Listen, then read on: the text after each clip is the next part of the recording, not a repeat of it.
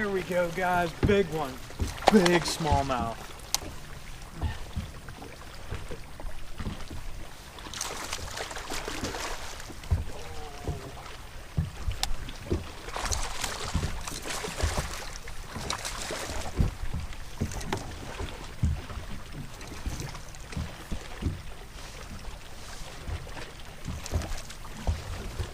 Today, we're going to be talking about one of the best springtime baits for clear water.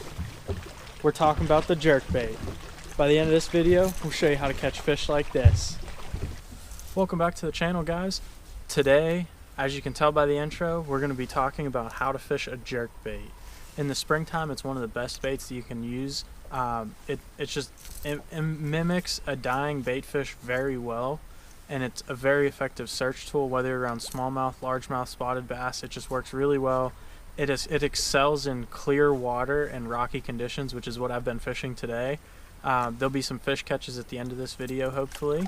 And I'll explain how to fish the jerkbait and show you some video footage of me fishing the jerkbait. But to start, we're going to talk about rods, reels, and jerkbaits and what type of cover you want to look for, or banks or anything like that, so you know where to cast your jerkbait, and then at the end we'll show you how to work it. So let's start with talking about rod, reel, and line.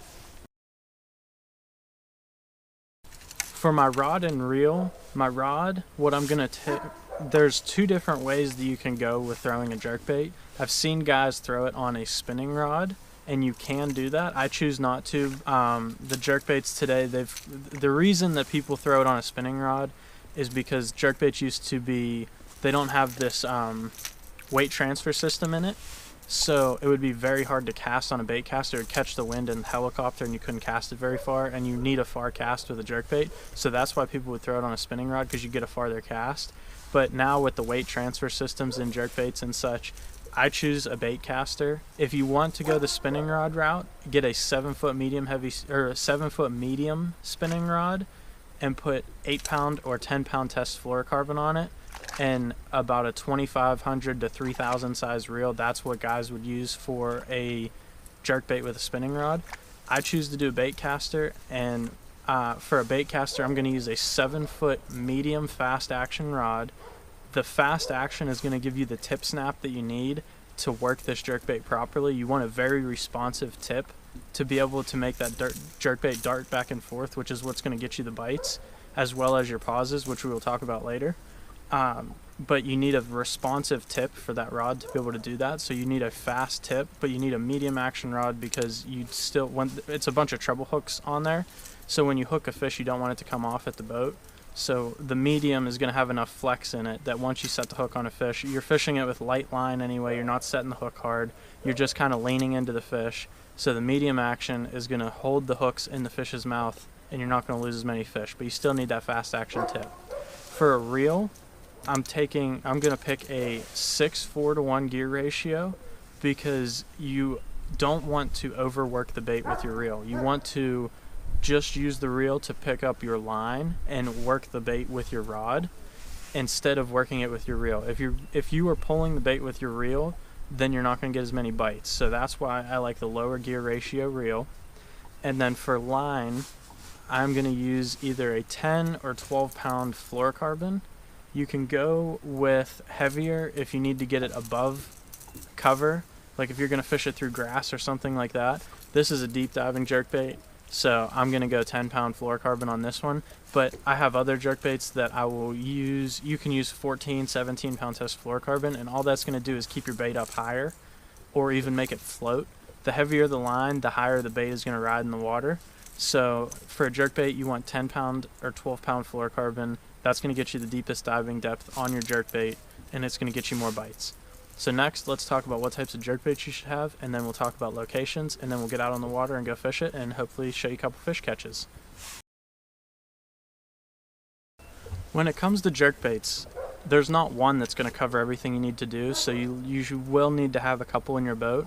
If you want to know what type of colors you should be throwing on your jerkbait, I'll link a video right up top here, as well as at the end of this video. I already did a video talking about what color jerkbait you should be throwing. So if you click on that link, you can go check out that video. Today we're just going to be talking about what types of jerkbaits. So this is a Megabass Vision 110+1. This goes to about 6 to 8 foot deep. Today I'm fishing a very deep, clear water reservoir, and that's why I'm going to go with the +1 to get that extra depth and get it down to where those smallmouth are and keep it in the strike zone longer. If you're fishing shallower cover or above grass, I have used the Megabass Vision 110 regular. This one only goes to about 4 feet deep. It's going to stay up a little bit higher, and like we said earlier, if you put it on 14 or 17 pound test, you can get this down to maybe only 2 or 3 feet, and you can keep it above grass when you're fishing and not get it hung up in different types of cover. So that would be when I would use the 110+1, or the 110 if I want to fish shallower, the 110+1 if I want to fish deeper. These are awesome springtime baits. They do not have a very snappy action. They kind of just glide, and they make a big wide jerk to them. So they're not going to look very unrealistic or darting around too much like a bait fish would in 50-degree water temperature. When I need something that has more snap to the bait, that's when I'm going to go with something like these Lucky Craft pointers. I love these for when you want a bait that has a really snappy action. These I'll start using when the water temperature gets a little bit warmer. These dart more. They have more dart to them. They're kind of similar. It would be the same comparison as like a Rapala Shadow Wrap would be the Megabass version, and the X-Wrap would be like the pointers. The X-Wrap's going to have a more snappy action when the Shadow Wrap's going to have that big glide. So same thing, you can, if you like Rapala baits, those would be the two that I would pick. You just want a jerkbait that has a real snappy action and darts a lot, and then you want one that has a big gliding action and it's not overbearing on action in the water. So those will be your early spring baits, and then later in the spring you'll go to a bait that has more snap to it, like these Lucky Craft pointers or the Rapala X-Wraps. And later in the spring, or when I want to fish it over the top of cover, this is a Lucky Craft Lightning pointer. There's a bunch of other jerkbaits you could get that do the same thing, but these actually float.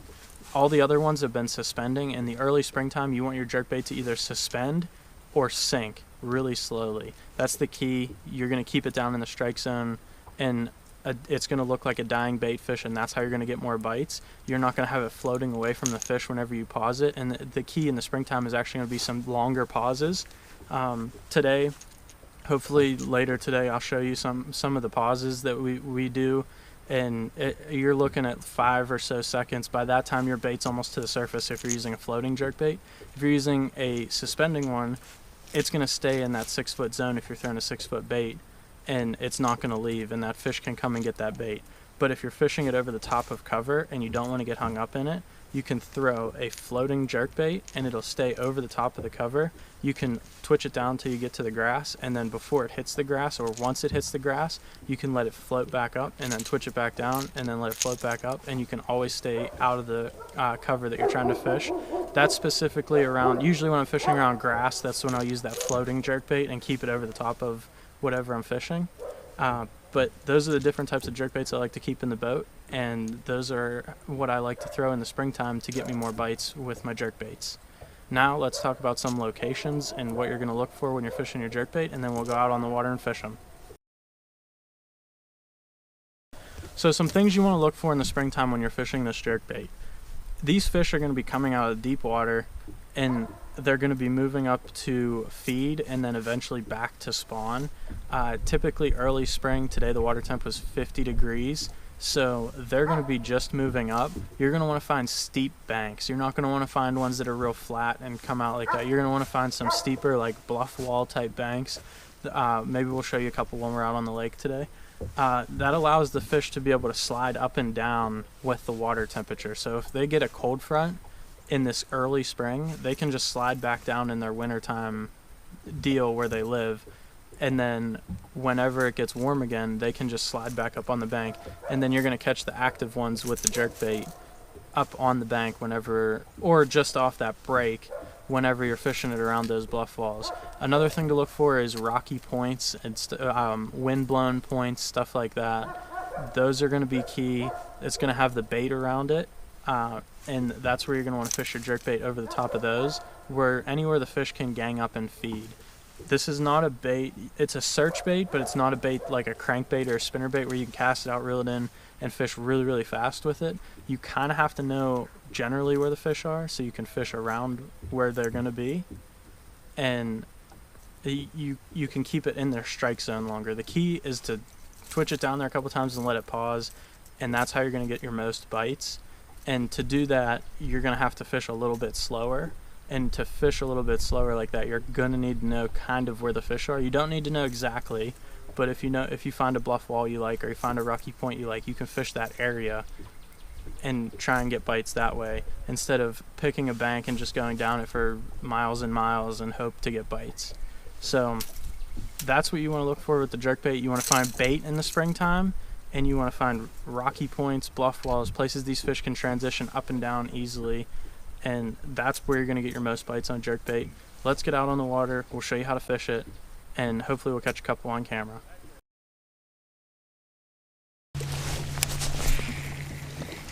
Alright guys, so we're going to talk about some retrieves and other tips while we're fishing this jerkbait today. See if we can get a couple on camera and show you how to do it after we just talked about what rod and reel you need, what type of jerkbait you should use, and other stuff like that. So the key is, for early spring like this, you're looking for the steepest banks you can find. And then as spring progresses, they'll obviously move back into the pockets where they're gonna spawn. But for right now, they're just moving up. So they wanna be on these steeper bluff type banks like this that have rock. And they're gonna move up and stage and feed on these points or bluff walls. And you can see there's a little bit of a chop rolling in here too. So the wind will always help your bite on it with a jerkbait, especially in clear water like this. Now to fish this jerkbait, what we're going to do is we're going to cast it up close to this bank like this. Then we're going to reel it down just a little bit just to get it down in the water. And then we're just going to do twitches with the rod. You don't want to use your reel to move the bait. You're just going to move the bait with your rod tip. Experiment with your pauses and twitches. How many twitches, how long to pause for, how hard to twitch. Today it seems like they kind of want it a little bit soft, and you can see, I'll try and slow it down here a little bit in slow motion too and see if I can catch it. But when I'm twitching the bait, it looks like I'm twitching it really hard, but what I'm doing is I'm taking all the slack out of my line, and when I contact with that bait, I'm stopping, and that's what's causing it to dart back and forth like that. So you stop as soon as you feel the weight of that bait on the end there and give it slack again. So you just twitch, and then let it sit. Twitch, let it sit. And once you feel the weight of that bait, that's what you want to stop. And that's what will give it that action.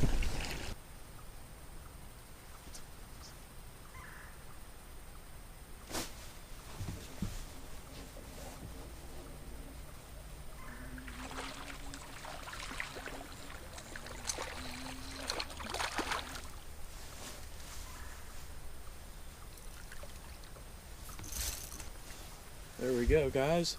First smallmouth of the day on a jerkbait. Not very big, but it's a start. We'll throw him back and hopefully find some bigger ones.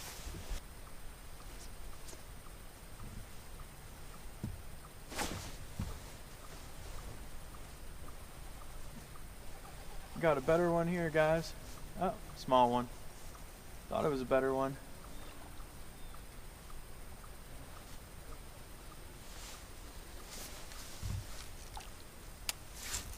Back-to-back casts. Might have found a little gang of them here. Another little one. We'll see if we can get bigger ones.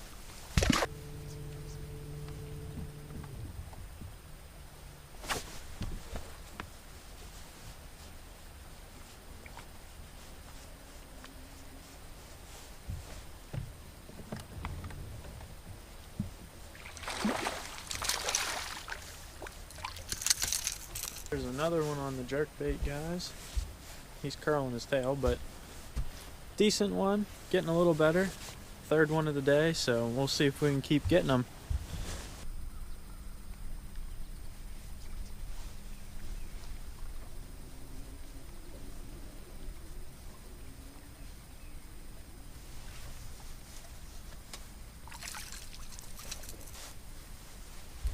There's another little one, guys. Can't seem to get past the small one, so we'll keep on trying. We're gonna throw him back.